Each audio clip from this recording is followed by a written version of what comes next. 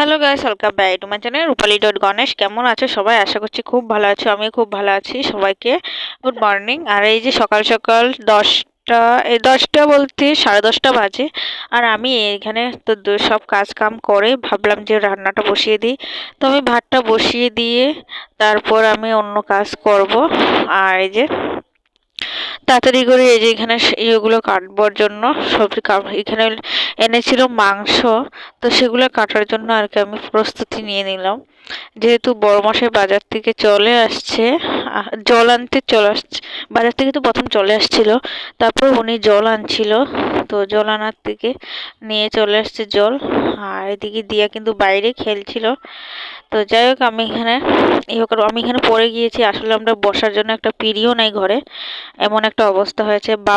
বাবা যখন থাকতো তখন বাবা আমার বিয়ের পরে দুটো আর কি পিঁড়ি বানিয়ে দিয়েছিল।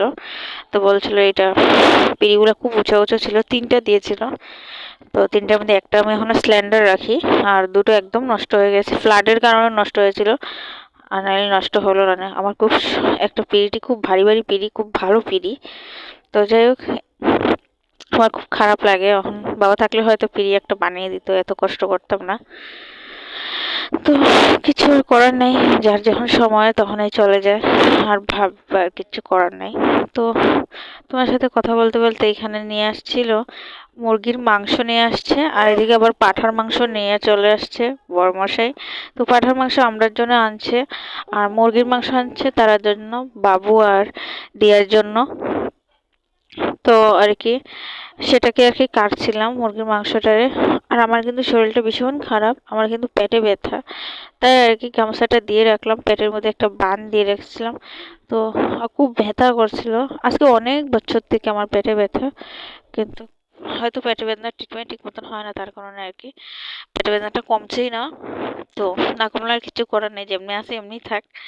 তো আমি যেরকম চলতে পারছি, আর কিছু নেই, সেটাই আর কি।